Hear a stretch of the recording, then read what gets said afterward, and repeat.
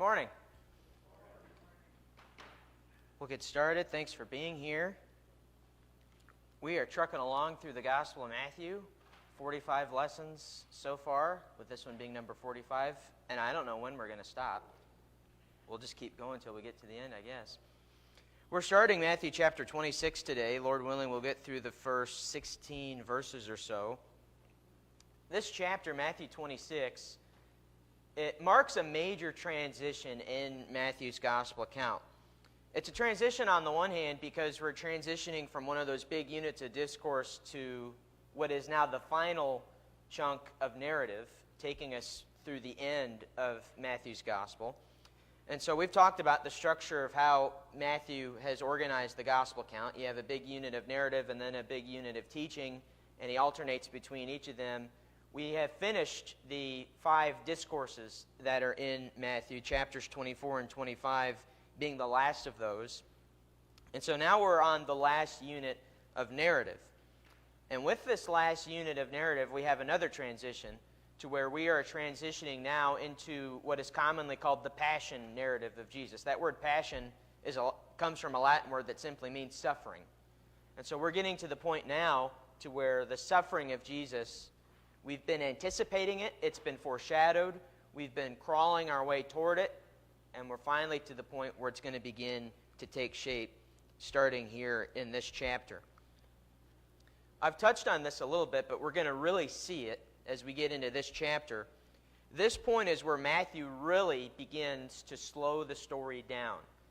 A common thing, and this is true of different types of literature, but it's true of narrative things in the Bible as well. What happens a lot of times is you have a big unit of time taking a short amount of time to get through. It's a more zoomed out, big picture type thing. Well, Matthew at this point is doing sort of the opposite of that. We're zooming in. It's slowing down.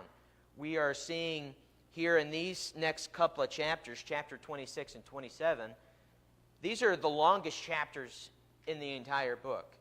And what we see here is these 2 chapters, 26 being, I think, 70-something verses, and then 27 being 60-something verses. We're seeing what is really a 5-day period taking shape here, leading up to Jesus' betrayal, leading up eventually to Jesus' crucifixion. And for comparison, because you might think, well, 5-day period, 2 chapters, what's the big deal? Well, from chapters 4, when Jesus' public ministry began, to chapter 25, that covers Jesus' 3 years of public ministry. And so you can see the zoomed out picture that Matthew had for us for most of the book. And now we get to these last few chapters, and things really begin to slow down. And what that tells us is that the events that we're reading are important. These are things that we're not supposed to just glance over. I was tempted to just do one lesson for all of chapter 26, one lesson for all of chapter 27, one lesson for all of chapter 28, just to get it done and over with, but I think we'd be doing it an injustice in doing that, because Matthew, I think by design, wants us to slow down and give this a good look, because this is, of course, the most important part of the story. As we go through this chapter, chapter 26, over the next few weeks, there are some things to notice, and I'll bring these up again as we go through it, and I'll point these out as we go. One thing, we'll see this today as we go through this, is despite the eventual outcome being unfavorable, Jesus is going to die, he's going to be crucified, he's going to be handed over. But despite that, we see throughout this chapter, and consequently the other chapters, that Jesus is in control. That becomes evident as you read through this. And not only is Jesus in control, but he has the foreknowledge of what's going to happen. Jesus is in the driver's seat. And we will see that as we go through this.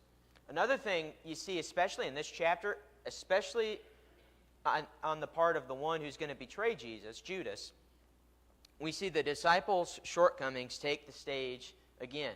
And it's, again, one of these things that's been sprinkled throughout the rest of Matthew's gospel account. It comes up periodically, like chapter 16, where Peter goes from making the declaration, you're the Christ, you're the Son of the living God, all of a sudden being rebuked and being called Satan by Christ. And so their shortcomings have come up periodically, but it's going to really get to the forefront here, which will be culminated in the sheep scattering after the shepherd is struck, and then, of course, with Peter denying Jesus 3 times. And so the disciples' shortcomings are going to take the stage again, and it's going to be more intense as we get through this. And what's going to end up happening is eventually Jesus will be all alone. He'll be isolated. Those closest to him will depart. And another thing that will come up again, this was more intense at the beginning, and it's also going to be more intense here at the end, are these Old Testament prophecies and allusions that will begin to take shape. There's a lot of allusions to particular things in the Old Testament because the death, burial, and resurrection of Jesus is the fulfillment of so many of these things. Just like we saw at the beginning with his birth, we're going to see a lot of this now with the circumstances leading to his crucifixion and, of course, eventually his resurrection. So with all of that in mind, let's begin Matthew 26, and we'll begin by reading the first 5 verses. This is sort of a prologue to the Passion narrative here, where once again, Jesus' crucifixion is foreshadowed. And so Matthew 26, starting in verse 1, it says, "When Jesus had finished all these sayings, he said to his disciples, 'You know that after 2 days the Passover is coming, and the Son of Man will be delivered up to be crucified.' Then the chief priests and the elders of the people gathered in the palace of the high priest, whose name was Caiaphas, and plotted together in order to arrest Jesus by stealth and kill him. But they said, 'Not during the feast, lest there be any uproar among the people.'" So once again, Jesus foreshadows his crucifixion. It doesn't follow the typical foreshadowing pattern because he doesn't speak to his resurrection here like he does in some of the other places. But here again, we see Jesus foretell what's going to happen. One thing to point out, notice the marker of transition in verse 1. This is common when you go from one of Matthew's big units of teaching to the big unit of narrative that follows that. He has a way, his gospel account is very tightly structured. He does a great job of this, where he'll say after some of these teaching accounts, when he had finished these sayings, then it transitions into the next thing. And so you see that after each of the great discourses, you see it at the end of the Sermon on the Mount in chapter 7 and verse 28. You see it after the limited commission, as it's called, and at the beginning of chapter 11, after chapter 10. You see it at the end of the parables in chapter 13 and verse 53. And then after chapter 18, you see it in chapter 19 and verse 1. And so you see this standard unit or this marker of transition that Matthew employs. And he does it every time after one of these big discourses happens. But there's one key difference with this one. I'll read it again. "When Jesus had finished all these sayings, he said to his disciples," and then it gets into his quote. One key difference is the word "all" that's used here in Matthew 26 and verse 1. Here it is on the screen. "When Jesus had finished all these sayings, he said to his disciples." This is one component of this transition that is absent from all the other ones. And so kind of what the impression that this gives is this is more than just a transition from the most recent unit of discourse to this unit of narrative. What this is showing us is that this is looking back not just at chapters 24 and 25, but perhaps all of the teachings that Jesus has given. Because at this point, his public ministry is more or less over. There's a few other things that might come up. But we're getting to the point now where Jesus is going to be handed over. That part is imminent, as he says to his disciples here. And so this is a transition, again, not just from one unit of discourse or teaching to a unit of narrative. It's a transition now into the eventual death of Jesus. And so he foreshadows his crucifixion again. And in Matthew, it's interesting when you compare how Matthew might record an event in comparison to how Mark or Luke might record it. When you compare the synoptics to each other, the synoptic gospels are Matthew, Mark, and Luke. They're called the synoptics because they are very, very similar. There's a lot of overlap between them. And so the word synoptic means from the same eyes. That's kind of the idea behind that. But when you compare this story in Matthew in comparison to Mark 14 and Luke 22, in Mark and in Luke, the narrator makes this statement, that the time of the Passover is 2 days away, and then it gets into the story about the Jewish leaders plotting. Well, here in Matthew, it's Jesus who gives the timestamp. It's Jesus who gives the prediction. He said to his disciples, verse 1, and then he gets into it in verse 2, you know that after 2 days the Passover is coming. Well, in Mark and in Luke, the narrator makes that claim. Mark and Luke say that. But here in Matthew, it's Jesus who says it, and the fact that the Son of Man will be delivered to be crucified. What this shows us, and I don't know if this is necessarily Matthew's intention, but what this shows us is that Jesus, again, and this has been typical throughout the whole gospel account, he knows exactly what's going to happen. He's foretold it several times already, and he knows now that really we're just a few days away. And ultimately, Jesus is going to submit to it. Jesus, he knows what's happening. He's in control of it. And Jesus will willingly let this happen. And so, what you have here in these first 5 verses, it's kind of an interesting thing as Matthew portrays it. Almost simultaneously, as Jesus is making this prediction, the Jews are plotting, the Jewish leaders. We read in verse 3 in particular that it's the chief priests and the elders. Although the Pharisees have been the antagonists for most of the gospel account, it's going to be the chief priests and the elders who are going to get most of the attention henceforth. We see in verse 3 that they are the ones who are gathered in the palace of the high priest Caiaphas, who was a real person. You can look him up. There's been speculation about that over the years, but there's secular history, particularly Josephus talks about Caiaphas.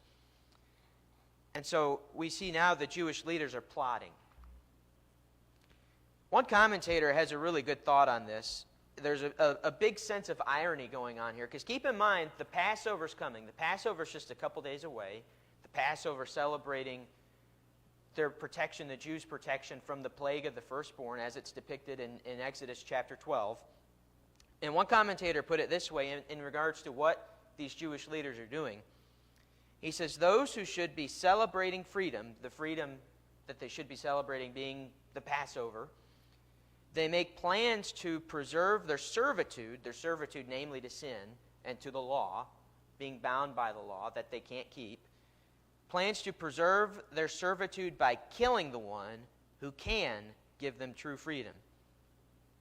The Messiah is there in their midst, and yet instead of celebrating the Passover, they're plotting to kill the very Messiah they've been waiting for.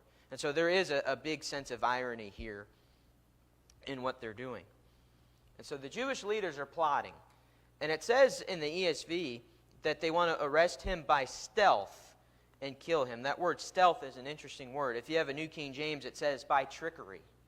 That's just a humorous way to look at it, I think. They want to arrest him by trickery. If you have a Christian Standard, a CSB, it says they want to do this in a treacherous way. The NIV says they want to do this secretly. Well, the word that's used in the original language is the word doulos, and it literally means, this comes from BDAG's Greek lexicon, it means to take advantage through craft and underhanded methods. So what this shows us, keep in mind the irony of this in and of itself. You have these chief priests and these elders, the holier-than-thou type people, the very consecrated-esque people who wanted you to think that they were better than everyone else, and yet what are they doing? They're plotting to have their own Messiah killed. And they're doing so through craft and underhanded methods. And so, again, you see the irony here. But they're not totally unintelligent. They realize they can't do this during the feast being the Passover. They realize this has to be done at another time. And the reason for this, they say, is the fear of an uproar among the people. This is something that we've seen periodically already. They fear the people. This, to me, is a sign of weak leadership. If you're a strong leader, you do what's best in your mind for the people, regardless of what they might think. Well, here they're afraid of the people. And so they're gonna do this underhanded thing, but they don't want to make the people upset. What's also ironic about this, there's a lot of irony here, is there is going to be an uproar that they're going to cause, but it's going to be against Jesus. They will be able to turn the very crowd that they're fearful of, they will turn them against Jesus, to the point to where when given the opportunity, they will take Barabbas instead of Jesus. And so it is a little ironic in what is taking shape here. The only uproar that's going to happen is going to be against Jesus. Yeah. And it does happen during the feast. That's also true. The very night of the Passover is when Jesus gets handed over, as we'll look at, I think, next week. Yeah. So that takes us through the first 5 verses, the sort of introduction of what we're going to see. And you see a lot of this is foreshadowed. Jesus is foretelling it, the Jews are plotting it, and eventually it's going to be carried out. But before this starts, there's an interesting story that takes shape in verses 6 through 13, where Jesus is anointed at Bethany. The anointed one gets anointed. So starting in verse 6 again, it says, "Now when Jesus was at Bethany in the house of Simon the leper, a woman came up to him with an alabaster flask of very expensive ointment, and she poured it on his head as he reclined at table. And when the disciples saw it, they were indignant, saying, 'Why this waste? For this could have been sold for a large sum and given to the poor.' But Jesus, aware of this, said to them, 'Why do you trouble the woman? For she has done a beautiful thing to me. For you always have the poor with you, but you will not always have me. In pouring this ointment on my body, she has done it to prepare me for burial. Truly, I say to you, wherever this gospel is proclaimed in the whole world, what she has done will also be told in memory of her.'" So now the scene shifts from Jesus foretelling the destruction, foretelling his deliverance, and it goes from the Jewish leaders plotting to Bethany. Bethany is a little village outside of Jerusalem, and if you have followed closely, this is where Jesus has been lodging since he's come into Judea. He has spent all this time in Galilee. He has the triumphal entry in chapter 21. And since chapter 21 and verse 17, this is where he's been lodging. And other gospel accounts tell us that where he was lodging is in the house of Mary and Martha. And so he's been lodging in Bethany. This is home base for Jesus at this point. And one thing to notice here is the shift in scenery. And this is part of the dynamic that Matthew is showing us here, and part of where things are and what things are going on.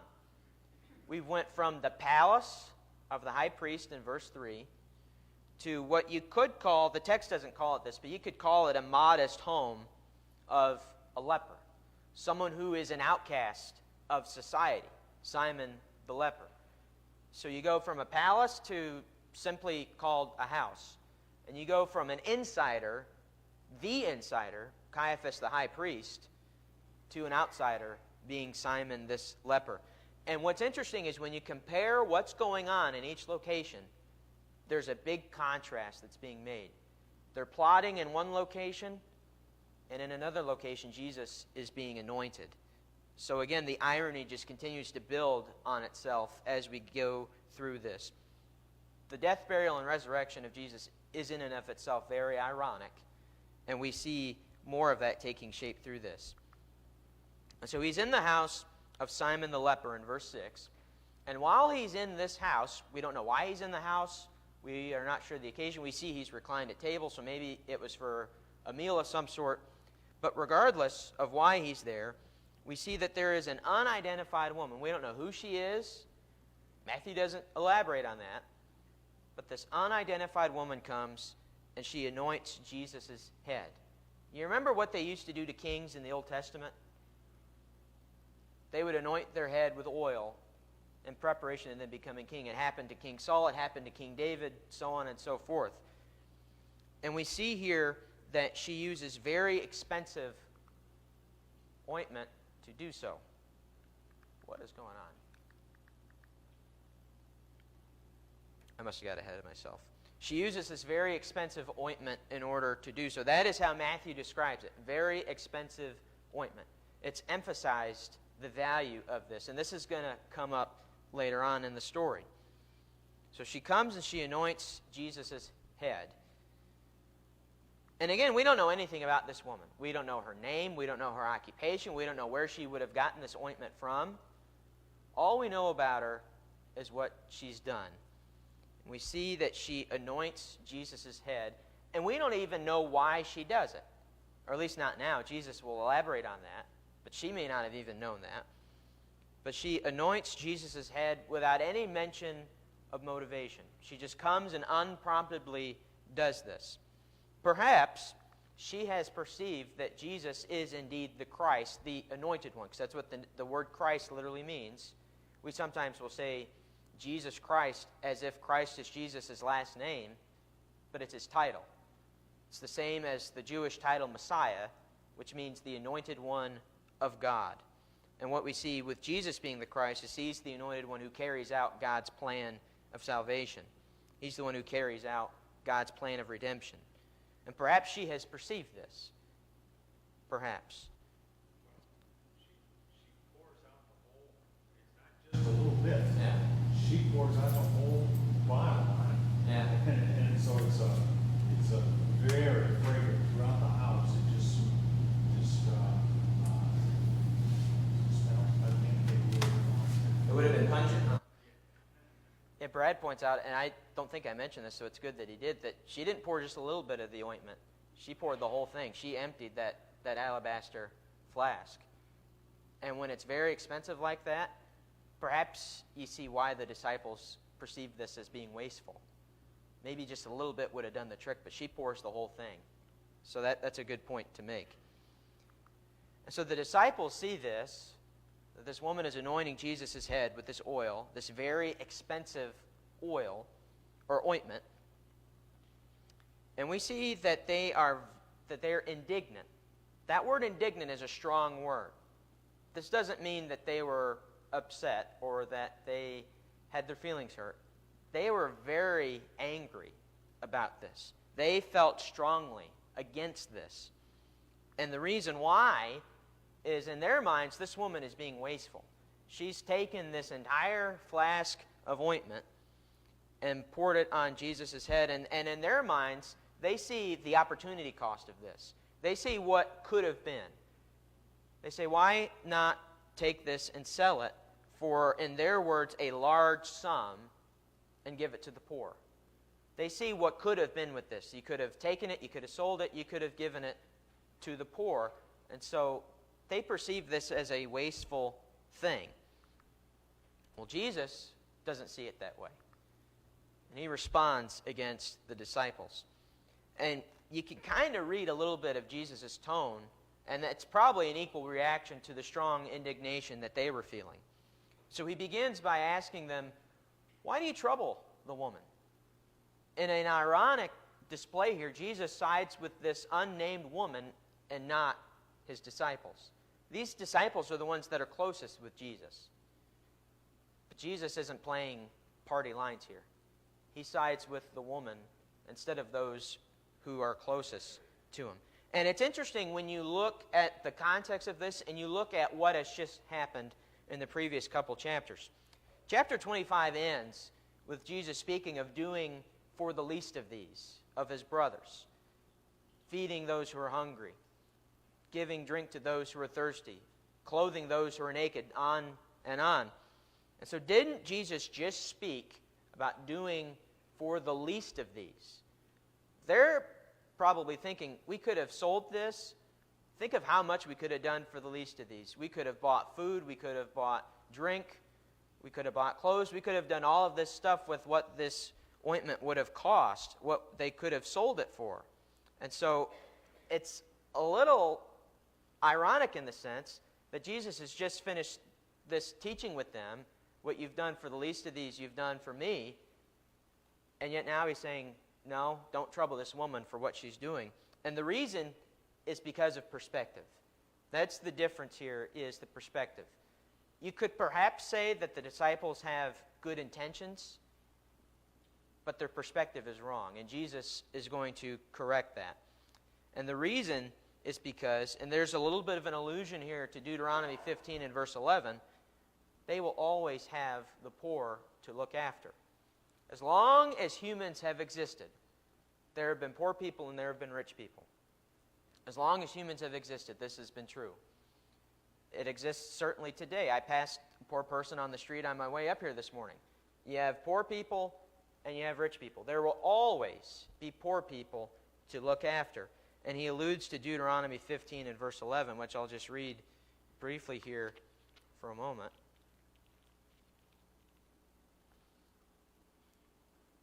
It says, there will never cease to be poor in the land. Therefore I command you, you shall open wide your hand to your brother, to the needy, and to the poor in your land. And so there in Deuteronomy, it says there's going to always be poor people. But they're not going to always have Jesus. As he's just told them, the Passover's coming near. He's going to be handed over. He's going to be betrayed. He's going to be delivered to be put to death. And so they'll always have poor people to look after, but they will not always have Jesus. And so again, it is about the perspective here. And he gives further clarity into this perspective, not just against what they're thinking, but now toward what this woman is doing. Because as Jesus says, what this woman has done, this is more than just anointing him. This is more than just filling the house with the strong fragrance of that ointment. She has prepared Jesus for burial. This is a very interesting thing that he says. And when you look at the context of this, it makes a lot of sense. And this is a strong indication of failure on the part of the disciples. Because he's just told them. He said, you know, after 2 days the Passover is coming and the Son of Man will be delivered up to be crucified. He just said that to them in verse 2. This should be fresh on their mind. They should be savoring as much time with Jesus as they can. If there's things they can be doing for Jesus, they should be doing these things. His death is imminent. It is just a matter of days away. And this woman seems to understand that better than Jesus' disciples do. The ones who are the closest to Jesus. This woman who's unidentified. We don't know anything about her. But she has a better grip on this than Jesus' disciples do. This is a strong statement against them, and that will continue to pour on as we go through this chapter and the next. And finally, Jesus commends the woman for what she's done, and it certainly is worthy of commendation. And what he says in verse 13, he says, truly I say to you, that word truly is amen in the Greek. Truly I say to you, wherever this gospel is proclaimed in the whole world, what she has done will also be told in memory of her. What this tells us is that the whole world is going to know the story of what this woman has done. Jesus commends her. This is a good thing she's done. So good, in fact, that when people go and they preach the gospel, they're going to tell of this woman as well. And this is a really ironic statement. Not ironic because Jesus said it, but it's ironic in comparison to what the disciples have done. The disciples condemned this. They are indignant against this. They felt strongly against doing this. Yet Jesus says the whole world is going to know about this. If you're the disciples, you must have felt really, really small in that moment of time. You have a comment, Garfield? You mentioned last week about the widow and her mite that she gave. The whole world also knows about her. Yeah, Jim in his sermon talked about the 2 mites that the widow gave. Here you have that poor widow, and now the whole world knows about her as well. And the world knows about this woman as well. And so this is a really ironic thing that happens. The disciples condemned it. They're the ones who are supposed to know better, and here they don't. Preachers sometimes focus the gospel on just the crucifixion of Christ. And that's what they preach on, just the crucifixion of Christ. And that's not the gospel. The gospel is the whole message, including this. Yeah. Wherever the gospel is preached, you'll hear this. Yeah, the gospel isn't just the death and resurrection of Jesus, but also the circumstances that go into that. The circumstances inform us about Jesus' crucifixion and eventual resurrection. All these things that are building up to it make it all the more memorable, which is why Matthew is telling us this story. So that's the story of Jesus being anointed at Bethany. And then the last story we'll get to today is where Judas arranges to betray Jesus. This is a story I think a lot of us are familiar with. A lot of us know Judas as the one who betrayed him. In fact, Matthew has said it already at least once. But we're going to look at this in a little detail here this morning. So starting again in verse 14, this is just a short little piece here. It says, "Then one of the 12, whose name was Judas Iscariot, went to the chief priests and said, 'What will you give me if I deliver him over to you?' And they paid him 30 pieces of silver. And from that moment, he sought an opportunity to betray him." And so Jesus has said he's going to be delivered. He's going to be handed over. He's going to be crucified. And we see who it is. It's Judas. Judas is one of the 12. He's only been mentioned one other time so far in Matthew's Gospel, and it comes in chapter 10. Chapter 10 is one of the discourses, the limited commission as it's often called, where Jesus sends the 12 out into the area to do the various things that they're doing. And he's mentioned in there among the list of the 12. And so that's the only time we've seen Judas. In terms of the other disciples that have been mentioned, the prominent ones, as Matthew tells it, we get the calling of some of them, but Peter, James, and John are the more prominent ones. They're the inner circle of sorts. They're the ones who get a lot of the attention. And yet from this moment on, Judas is going to be perhaps the most relevant of these disciples. He takes center stage now, but of course it's for the wrong reasons. You could call this infamous things that Judas does. He hasn't been prominent to this point, but when it comes to the suffering of Jesus, he's going to be front and center because he's the one who's going to betray Jesus and who will eventually hand him over. There's some debate about the word Iscariot. This is Judas' surname. And there's debate about what this means, if there's something symbolic to it or what have you. This is his family name.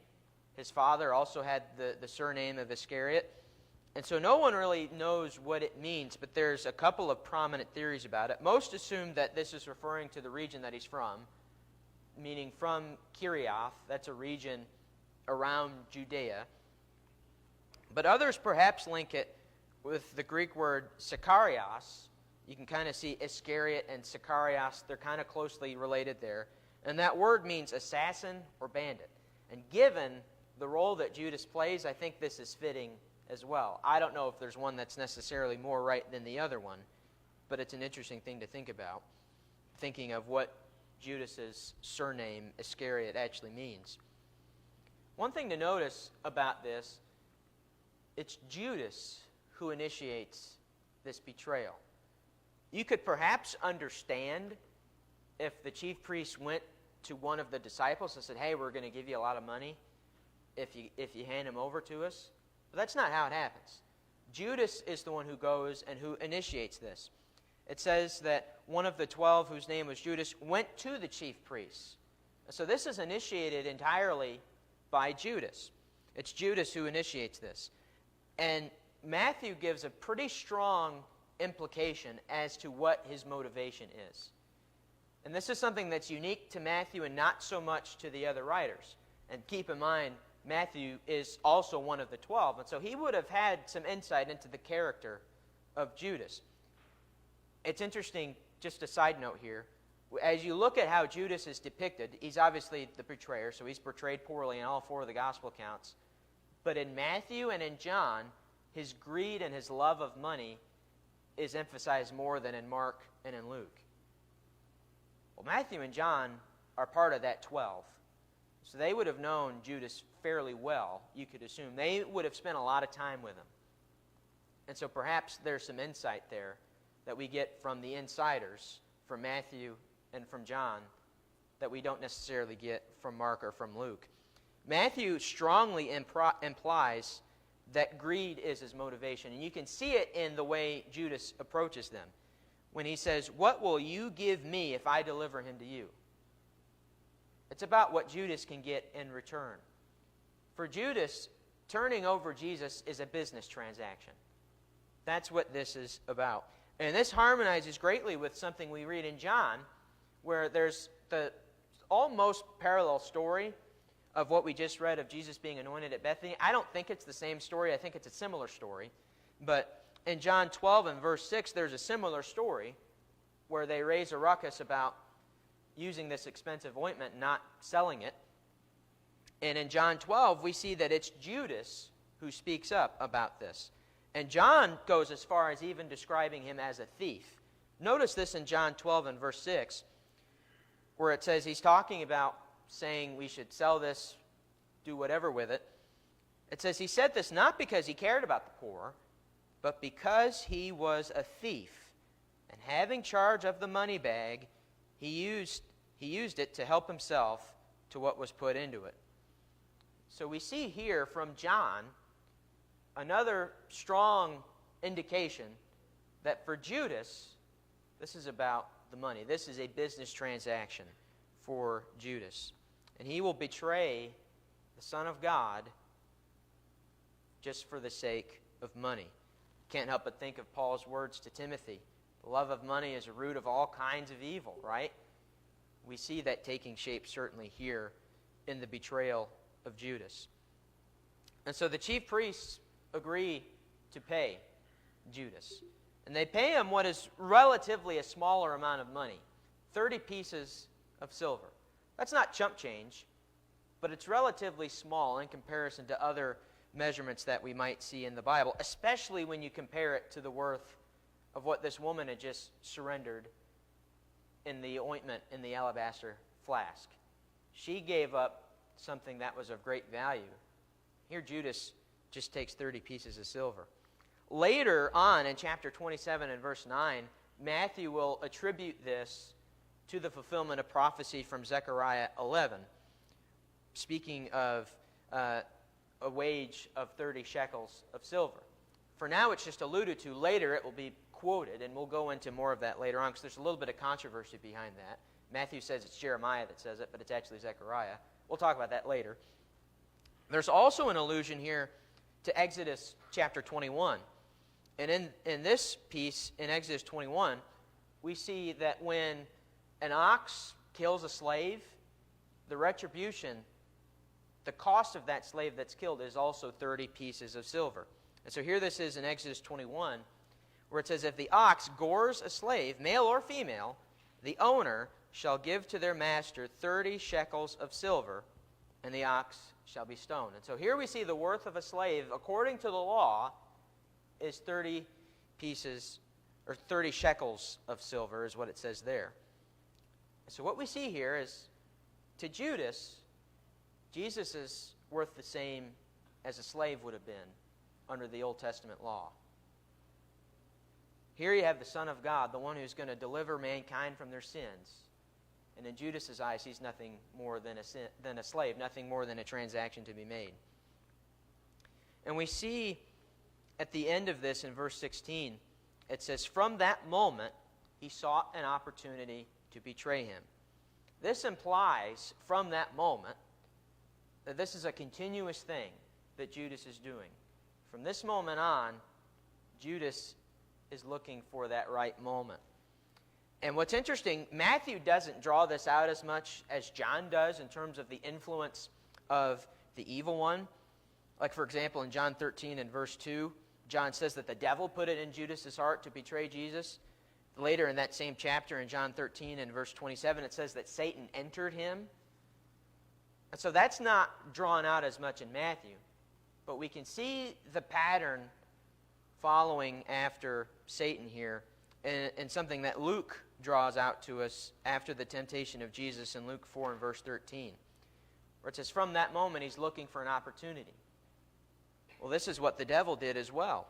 When the devil had ended every temptation, he departed from him until an opportune time. Here we see Judas is just following the pattern set for him by who is really his master.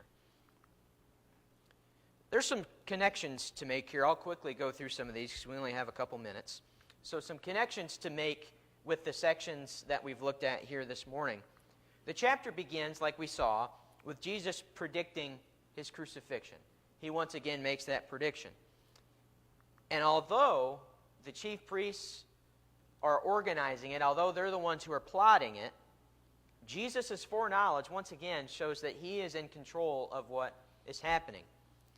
What this shows us is that Jesus was not forcibly killed. He will willingly lay his life down. He does that, of course, because of the love that he has for us. He will lay his own life down. Yes. They recognize it, but the disciples don't recognize it. And Satan has just entered Judas after this statement. Yeah. So it's very clear that Jesus knows the plan, and they don't comprehend it yet. Yeah. Jesus knows what's happening. The disciples, they might think they have an idea, and they've been told, but it hasn't really clicked in their heads yet. And that's consistent with what we've seen throughout Matthew's gospel account. Notice also the connection that's made, and we'll elaborate more on this as we go through it, but I just want to plant this seed here. Notice the connection that's made between Jesus' crucifixion and the Passover. He touches on, in verse 2, that the Passover is coming. What we see happening here is that Jesus will be the new Passover lamb. This is something that other places of the New Testament echo. Peter in particular echoes that when he talks about like an unblemished lamb, Jesus being killed, and his blood will be what covers us now instead of the blood of the Passover lamb covering the doorposts of the people of Israel on that particular occasion. Jesus is the new Passover lamb. That's something that we'll perhaps touch on more later on, but I just wanted to plant that seed. Another thing we see is with Jesus' death imminent, he knows it's coming, it's just days away, we have here two contrasting reactions. We have, on the one hand, an unnamed woman who, whether she realizes it or not, is preparing Jesus for burial, who is anointing his head like they did in the Old Testament for their kings, Jesus also being our king, and preparing him for burial. On the other hand, you have the disciples, who at least should have this knowledge. They've been told about it over and over and over again, and even just a short time ago, but they're more concerned about wasting the value of the ointment than they are about spending time with and doing things for their Lord, who won't be there much longer. And then finally, we have two contrasting evaluations of Jesus. What is Jesus worth to us? Well, on the one hand, you have this unnamed woman who gives, again, very expensive ointment. That's the terminology that Matthew uses, which could be sold, again, for a large sum. A lot of value here from this woman. But then you have, on the other hand, Judas, who's one of the 12. And he betrays Jesus for a lowly, in comparison, 30 pieces of silver, which is the worth of a slave. And so you see, again, the juxtaposition that's being drawn out here. The disciples, their shortcomings are becoming prominent again. There's a lot of irony that's going on here. Any last-second comments or questions? All right, thanks.